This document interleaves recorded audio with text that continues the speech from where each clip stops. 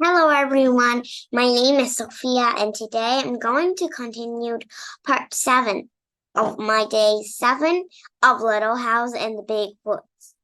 Pa shot the deer the day before and Laura had been asleep when he brought them home at night and hung them high in the trees so the wolves could not get the meat. That day, Pa and Ma and Laura and Mary had fresh venison for dinner. It was so good that Laura wished they could eat it all, but most of the meat must be salted and smoked and packed away to be eaten in the winter, for winter was coming. The days were shorter, and a frost crawled up the window panes at night. Soon the snows would come.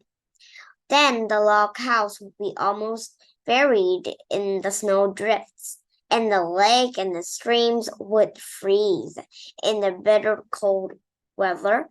Pa would not be sure of finding any wild game to shoot for meat. The bears would be hidden away in their dens where they slept soundly all winter long. The squirrels would be curled in their nests in hollow trees, and their fairy tails wrapped snugly around their noses. The deer and the rabbits would be shy and swift. Even if Pa could get a deer, it would be poor and thin, not fat and plump as deers are in the fall. Pa might hunt alone all day in the bitter cold in the big woods covered with snow and come home at night with nothing for Ma and Mary and Laura to eat. So as much food as possible must be sorted away in the little house before winter came. Pa skinned the deer carefully and salted and stitched the hits, for he would make soft leather of them. Then he cut up the meat and sprinkled salt over the pieces as he laid them on a board. Standing on end in the yard was a tall limb cut from the trunk of a big hollow tree. Pa had driven nails inside as far as he could reach from each end.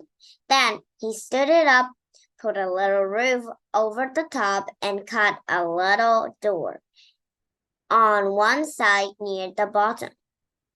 On the pieces that he cut out, he fastened leathers, hinges. Then he fitted into place, and that was the little door when the bark still was on it. After the deer meat had been salted several days, Pa cut a hole near the end of each pieces and put a string all through it. Laura watched him do this, and then she watched him hang the meat on the nails in the hollow logs. He reached up through the little door and hung meat on the nails as far up as he could reach. Then he put a leather against the log, climbed up to the top, moved the roof to one side, and reached down inside to hang meat on those nails. Then Pa put the roof back again, climbed down the ladder, and said to Laura, "Run over to the chopping blocks and fetch me some of those green hickory chips, new, clean, white ones." So Laura ran to the block where Pa chopped woods and filled her apron with the fresh, sweet-smelling chips.